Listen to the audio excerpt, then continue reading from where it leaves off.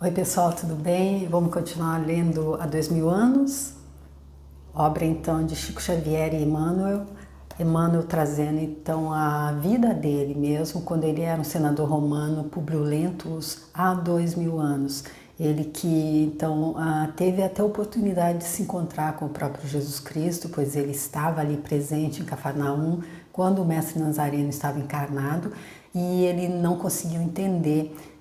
Contrariamente a Paulo de Tarso, na obra que eu fiz, o primeiro livro que eu fiz, desses que são chamados romances de Emmanuel, foi o Paulo Estevão, que eu li ser o livro preferido de Chico Xavier, por isso ele começa essa série e eu fiz esse livro. E ali também a gente vê que Paulo de Tarso, ele teve a oportunidade de se encontrar com Jesus Cristo da mesma forma, em forma de torpor.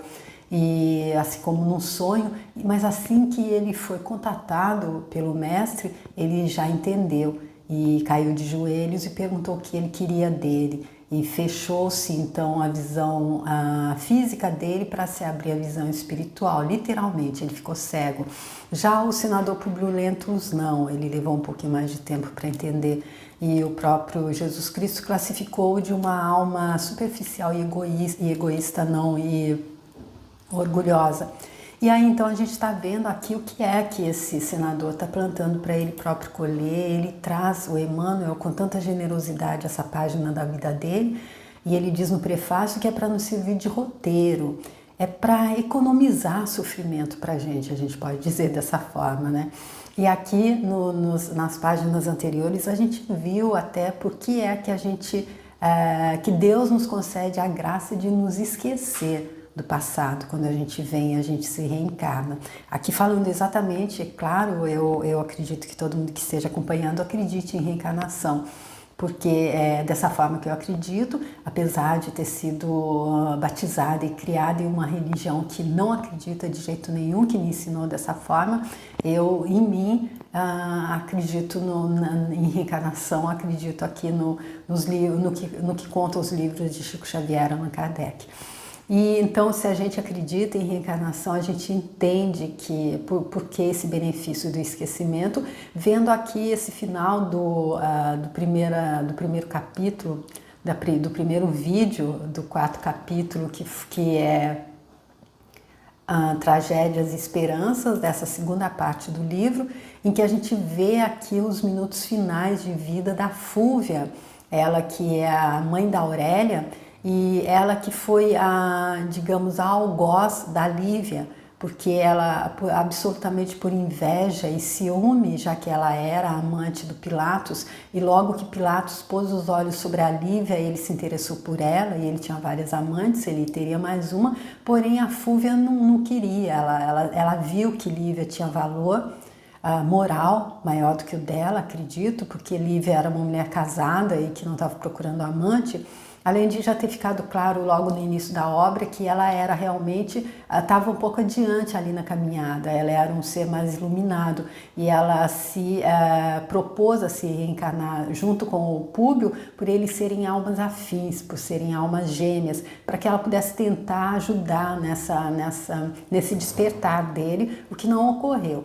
Eles acabaram se separando aí depois de toda essa trama da Fúvia, que ela conseguiu plantar essa dúvida no coração do senador, e ele se separou da mulher dele, apesar de continuarem vivendo sob o mesmo teto, e é por isso que agora a filha dele também, a Flávia, está sofrendo tanto ali com as intempéries no casamento dela, por causa do ciúme dela, depois que ela se deixou afetar, então ela se deixou contaminar pela semente de dúvida que o Saul, que está interessado nela, que tem interesse em acabar com o casamento dela, plantou então ali. Ela ficou com ciúmes e agora ela jogou o marido dela de volta para os braços das amantes, inclusive da Aurélia.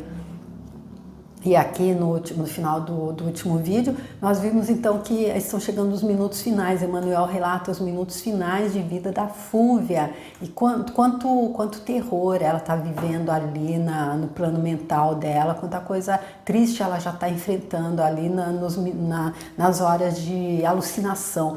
Porém, quando ela tem alguma lucidez, ela começou a contar ao marido da Aurélia as coisas que a Aurélia estava fazendo, como traí-lo no próprio lar, no próprio quarto. E ele não, de alguma forma, ele não sabia. E Emmanuel disse que era um espírito também, uma pessoa muito iluminada, o marido da Aurélia. E então aqui, o último parágrafo do vídeo anterior, dessa primeira parte do segundo capítulo, do quarto capítulo da segunda parte, então foi o seguinte, que a Fúvia na cama, então gritando, chamando pela Aurélia e contando ao marido dela os segredos das duas, inclusive que a Aurélia tinha como amante o Plínio. E aí ela diz: amanhã, meu filho, hei de confiar-te os infames segredos da nossa existência desventurada. A Fúvia diz isso exatamente no momento em que a Aurélia chega em casa, sem ser percebida. Ela ouviu essa última frase da mãe para o marido, porém ela não percebeu que a mãe dela já tinha contado mais, ele já sabia mais coisas. E aí então foi aí que a gente terminou, quando ele diz, Emmanuel diz que alguém todavia penetrara no aposento contíguo, cautelosa e silenciosamente. Era a Aurélia, que voltava de uma festividade ruidosa, onde o vinho e os prazeres haviam jorrado em abundância. E aí foi assim que terminou o vídeo anterior. E agora eu peço então para que Jesus Cristo possa abençoar essa minha leitura, possa abençoar e iluminar quem vai ouvir, para que possa haver, se precisar cair alguma ficha aí com os ensinamentos que o Emmanuel está passando aqui da vida dele próprio. Não é ficção, é realidade, aconteceu realmente, e ele abre para servir como roteiro, para que nós possamos ser sábios. A gente não precisa cair nos mesmos buracos que ele está mostrando, ele está sinalizando. Olha, é como se fosse um manual mesmo de instrução para facilitar a nossa passagem. Olha, ali virando ali naquela esquina tem um buraco muito fundo, não vai por ali, dá a volta. E aí, se a gente quiser ser sábio, eu já caí, aí a gente não precisa cair, a gente aprende com o roteiro que ele está nos passando. Então, pedindo as bênçãos de Jesus Cristo e pedindo que os meus comentários possam ser, possam somar, possam trazer mais para a compreensão e não o contrário. Tá bom? Vamos lá então continuar esse quarto capítulo, que é a segunda parte desse quarto capítulo, Tragédias e Esperanças. Depois de atravessar a porta próxima, ainda ouviu as últimas palavras da mãe, no auge da febre e da desesperação doentia. Ela, que ouvira as tristes revelações de pouco antes, considerou que a doente, no dia imediato, haveria de cumprir a terrível promessa e, num relance, examinou todas as probabilidades de execução da ideia tenebrosa que lhe passara pela mente criminosa e infeliz.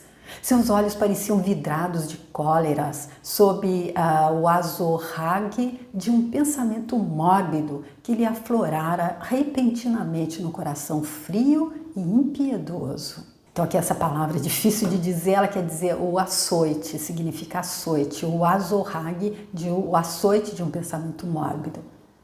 Despiu os trajes da festa, reintegrando-se nos aspectos interiores do lar, e abriu uma nova porta, dirigindo-se ao leito materno, onde acariciou a mãe fingidamente, enquanto o esposo incompreendido a contemplava, de cérebro fervilhante e dolorido, sob o domínio das dúvidas mais acerbas.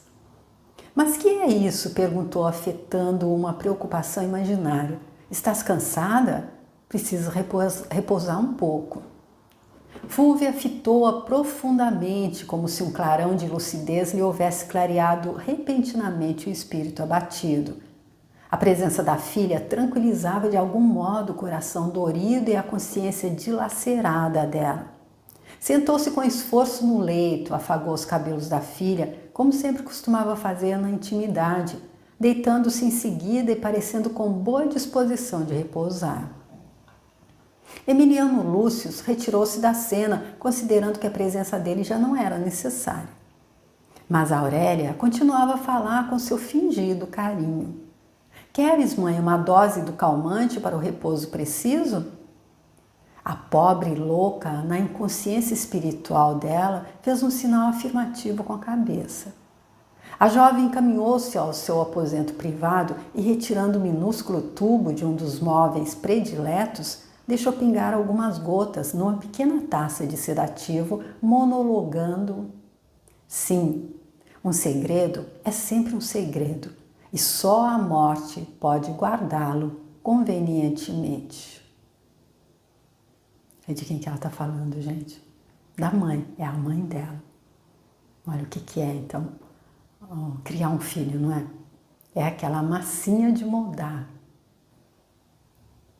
Depois, quando a Fúvia pode dizer, mas como a filha alguém fazer alguma coisa assim com a própria mãe, mas ela foi criada à imagem e semelhança da Fúvia. A Fúvia faria isso. A gente viu que ela era cliente ali do Araxes.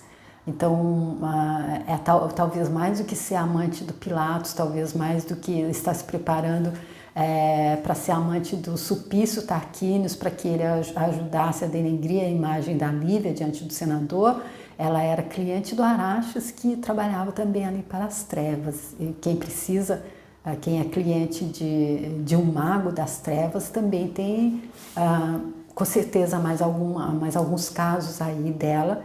E assim, então, é por isso que agora a própria filha tá então determinando aí esse final tão terrível para ela.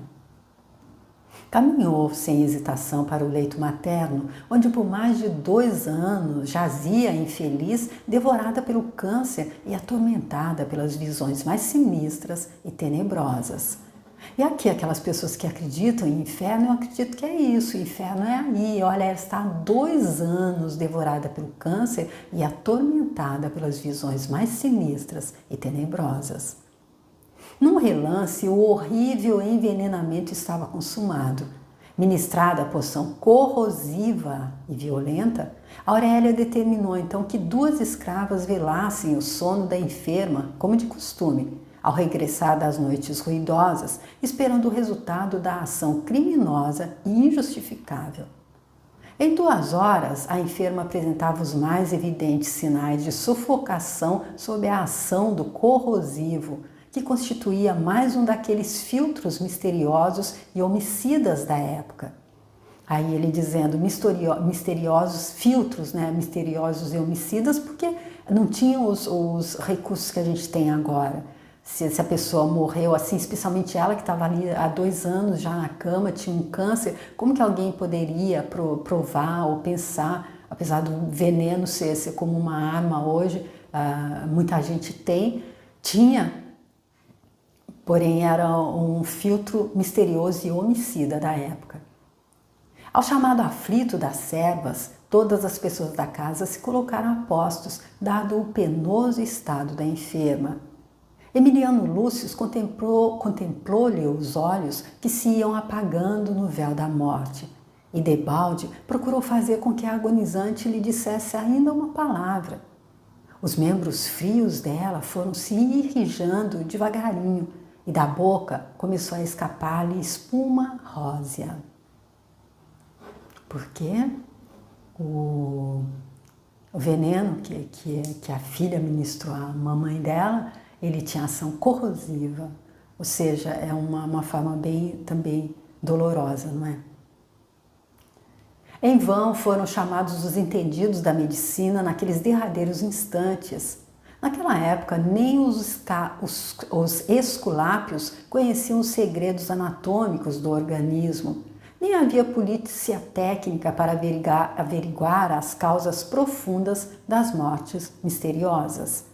O envenenamento de Fúvia correu por conta das moléstias incompreensíveis que durante muitos meses lhe haviam minado todos os centros de vitalidade. Teria então a Aurélia cometido o crime perfeito, né? Porque ela fez ali na calada da noite, nem a própria mãe dela não percebeu, porque demorou 2 horas, então ninguém viu, não é? Teria ela cometido o crime perfeito? Contudo, aquela agonia rápida não passou despercebida a Emiliano, que juntou mais uma dúvida penosa aos amargos pensamentos que lhe negrejavam o fórum íntimo. Aurélia buscou representar do melhor modo a comédia da sentimentalidade em tais circunstâncias, e depois das cerimônias simplificadas e rápidas, em vista da imediata decomposição cadavérica que forçou a incineração em breves horas, o antigo lar do pretor Salvio Lentulus tornou-se o abrigo de dois corações que se odiavam mutuamente. Aurélia e o marido Emiliano Lúcius. Ele que até então, antes das revelações da sogra, da Fúvia, antes de morrer, ele não a odiava, porém agora... Se a esposa infiel, logo após os primeiros dias de luto, retornava à sua existência de regalos prazeres, Emiliano Lúcius nunca pôde esquecer as revelações de Fúvia nas vésperas do seu desprendimento, envolvendo-se então num véu de tristeza que lhe cobriu o coração por mais de 2 anos. Em 54, subia Domício Nério ao poder, fazendo-se acompanhar de uma depravada corte de áulicos perversos e de concubinas tão numerosas quão desalmadas. Ele já citou um pouco Nero aqui, quando ele fala de todas aquelas perversidades, todas aquelas, como que diz, quando a pessoa é torturada, que se passou no governo de Nero contra os cristãos. Muito tarde, reconheceu Agripina a inconveniência de sua atitude maternal, obrigando o imperador Cláudio a unir ao casamento de sua filha Otávia com aquele que, mais tarde, iria eliminar-lhe a própria vida com os maiores requintes de perversidade. Então, aqui ele dizendo, Agripina, quem é? Agripina, a mãe do Nero. Ela que fez tudo para que ele se tornasse imperador, mas, porém, vendo os interesses dela própria. Ela acreditava que ela ia poder, pelo que eu li, que ela ia poder, então, ser ela quem daria as cartas, por ele ser filho dela. Porém, ela estava redondamente enganada porque ele acabou mandando matar a própria mãe com requintes de perversidade. Eu procurei na Wikipédia, eu procurei na internet e não encontrei exatamente quais são esses requintes de perversidade e não lembro se o Emmanuel diz aqui com detalhes, porém eu vi um vídeo, uma pessoa dizendo que ele teria mandado matar a mãe com ataques no próprio útero, eu não sei se foram lanças ou alguma coisa assim, porque ele queria entender de onde é que ele veio. Foi isso que eu ouvi. O Fórum e o Senado receberam tremendo a sombria notícia da proclamação do novo César pelas legiões pretorianas, não tanto por ele, mas porque sabiam de antemão que aquele príncipe ignorante e cruel ia tornar-se um fácil joguete dos espíritos mais ambiciosos e mais perversos da corte romana. Ninguém, todavia, ousou protestar. Tal a série de crimes tenebrosos perpetrados impunemente para que Domício Nério atingisse os bastidores do supremo poder. No ano 56, o envenenamento do jovem britânicos punha arrepios de terror em todos os patrícios. Aqui então o Britânicos ele foi envenenado exatamente por isso, porque ele era o filho de um dos casamentos do Cláudio, o imperador, e então ele seria o que ascenderia depois da passagem do Cláudio. Então por isso ele teria que ser eliminado e mais uma vez aqui o veneno entrando aqui, sendo usado. Ali eu acredito que todo mundo tinha ali um pouquinho de veneno, né? Medidas ignominiosas foram postas em prática para humilhar os senadores do Império que não conseguiram efetivar seus protestos formais. Todas as famílias mais importantes da cidade conheciam que, diante de si, tinham os filtros venenosos de uma locusta, a tirania e a perversidade de um Tigellinus ou o punhal de um Aniceto. Então, olha aqui, gente. A locusta é aquela ali, então, que ela era a especialista em manipular ervas para fazer veneno. Ela era a envenenadora, digamos, a envenenadora oficial ali da corte do Nero. E ele tinha também ali do lado dele o Tigellinus, que a gente vê ali no livro Paulo Estevão, que ele era ali o capitão da guarda, e ele que tinha sido expulso no ano de 34, acredito que 39, ele foi expulso pelo imperador Calígula. Por quê? Porque ele era amante da mãe do Nero, como que é o nome dela aqui agora? Da Agripina. Mas ele retornou então agora no governo do Nero, e era ele que ali na época também, a gente vê em Paulo Estevão, o castigo que ele fazia para matar os cristãos era colocá-los então assim em um arco, em uma coisa assim, e mergulhar em um tonel de azeite fervendo, e depois jogava para os peixes, e os outros prisioneiros que iriam passar pelo mesmo ritual de perversidade tinham que assistir. Então ali ele conseguiu estar unindo duas formas de prazer, aquela que ele sentia vendo a pessoa sendo mergulhada no azeite quente, e aquela de assistir o medo e o terror daqueles que sabiam que seriam os próximos.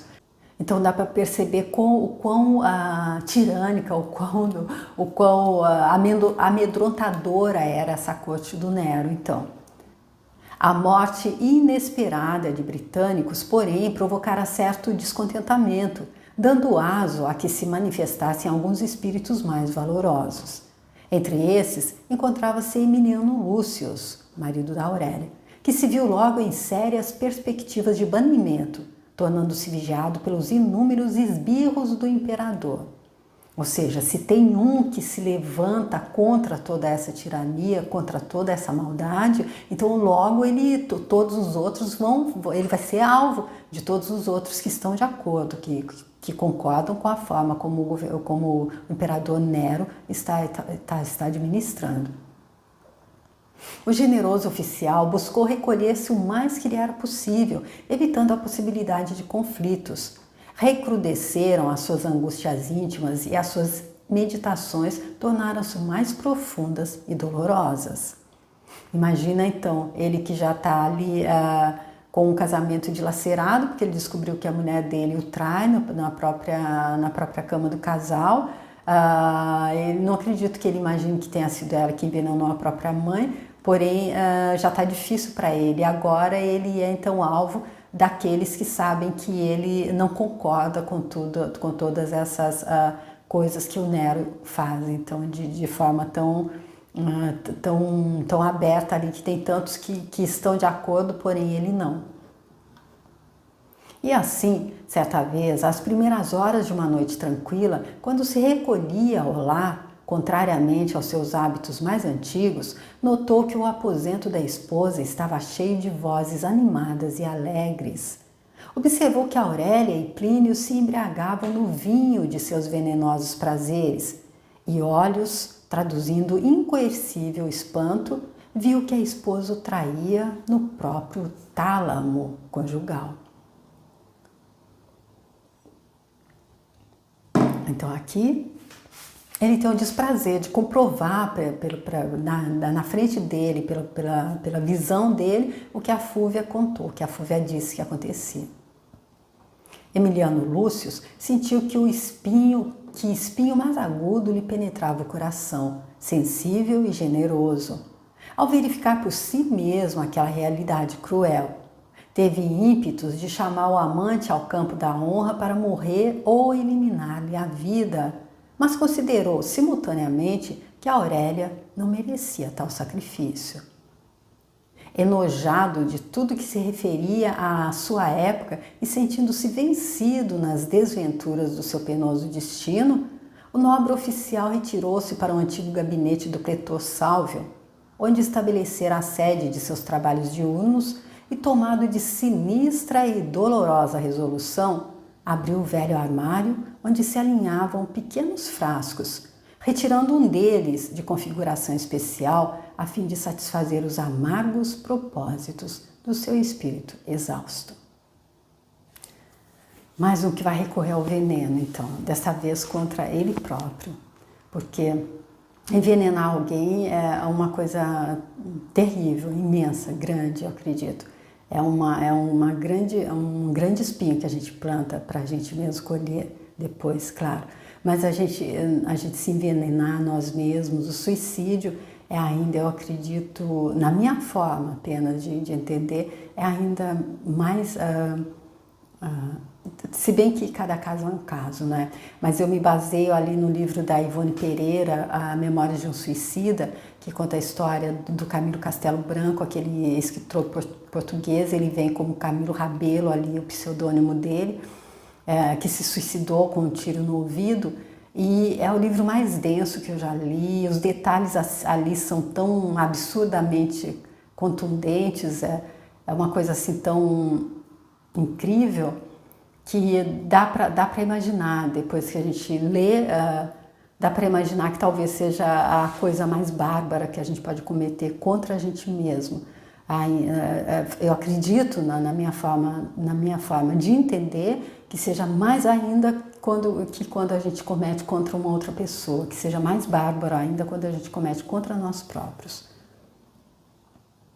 Diante da taça de cicuta, o cérebro dorido perdeu-se por minutos em pungentes conjecturas, mas estudando intimamente todas as suas probabilidades de ventura, ponderou, no auge do desespero, que a traição da mulher, as ameaças de proscrição e de banimento ou a possibilidade de um ataque nas sombras era preferível o que ele considerava o consolo derradeiro da morte. E talvez porque ele aqui, como eu acredito que todos os que se suicidam, como Camilo Castelo Branco conta ali, acredita que é colocar um ponto final no sofrimento. E quanto engano, é exatamente abrir a porta para o mais absurdo dos sofrimentos. Num instante, sem que os amigos espirituais pudessem demovê-lo do intento terrível, tal a subitaneidade do gesto desesperado e irrefletido sorveu o conteúdo da pequena taça, descansando depois a jovem cabeça sobre os braços, estirado num leito próprio do triclínio, mas adaptado ao seu gabinete antigo, abarrotado de mármores e pergaminhos preciosos. Então aqui Emmanuel esclarece que os espíritos amigos tentaram dissuadi-lo, porque ele já disse ali antes que era uma alma iluminada, que era, pelo que a gente viu, como ele tratou ali a própria sogra e como até agora a atitude que ele teve mesmo, porque ele podia estar chamando o outro para um duelo, ele podia estar do lado do Nero também ali em todas as atrocidades que ele está fazendo. Então ele mostra que ele é uma alma iluminada, porém a subitaneidade do gesto, por isso que eu acredito que realmente cada caso é um caso. Ele não planejou isso há muito tempo, foi uma coisa irrefletida. E aí eu acredito que então é por isso que na justiça divina também não é todo suicídio que deva ser igual, mas eu acredito que ainda assim aquela parte ou a espinha dorsal do que acontece, eu acredito que esteja ali no livro, sim, Memória de um Suicida, minha forma de entender. A morte horrível não se fez esperar muito e no círculo numeroso de suas relações de amizade, enquanto Aurélia representava nova farsa de pesares imaginários, comentava-se o suicídio de Emiliano não como consequência direta de suas profundas desilusões domésticas, mas como fruto da tirania política do novo imperador, sob cujo reinado tantos crimes foram cometidos diariamente nas sombras. Sozinha agora no seu campo de ação, Aurélia entregou-se livremente aos seus desvarios, amplificando suas inclinações nocivas e procurando reter, cada vez mais, junto de si, o homem de suas preferências, objeto de suas desenfreadas ambições. Ou seja, a Aurélia aqui ficou agora sozinha no campo de ação, então ela está toda ali para manter bem firme ali o Plínio do lado dela, ele que já totalmente se desregrou novamente. E aqui a gente vendo que ali as previsões do Araxes, que quando ele alertou que se ela continuasse buscando atrapalhar o casamento do Plínio e da Flávia, que seriam as piores possíveis, a gente vê que ela já começou a descida dela assim de forma fenomenal, não é? Em casa dos Lentulus e dos Severos, a vida continuava a desfiar o rosário das desventuras. Havia mais de 5 anos, em 57, que Saul de Giora se encontrava definitivamente instalado em Roma, sem haver desistido dos seus desejos e propósitos a respeito da esposa do amigo e benfeitor. Consolidada sua fortuna no comércio de peles do Oriente, não perdia ele as mínimas oportunidades para evidenciar a excelência de sua situação material à mulher cobiçada de longos anos. Flávia Lentulha, porém, fizera da existência um calvário de resignação comovedora e silenciosa. Então aqui, gente, vamos deixar essa parte aqui que Emmanuel volta então ali para o lado da Flávia. Vamos ver como é que está acontecendo ali entre Flávia e Saul. Então ele vem ali no ano de 57, ele diz que em casa dos Lentulus e dos Severos a vida continuava a desfiar o rosário das desventuras, mas nós vamos ver como que isso vai se dar no próximo vídeo, tá bom? Eu espero que você esteja gostando, espero que se você gosta, você compartilhe, se você gosta, você deixa a sua curtida, eu agradeço muito, assim como eu agradeço Chico Xavier, Emmanuel e Jesus Cristo, que tornou possível que eles passassem essas informações através desse livro para a gente.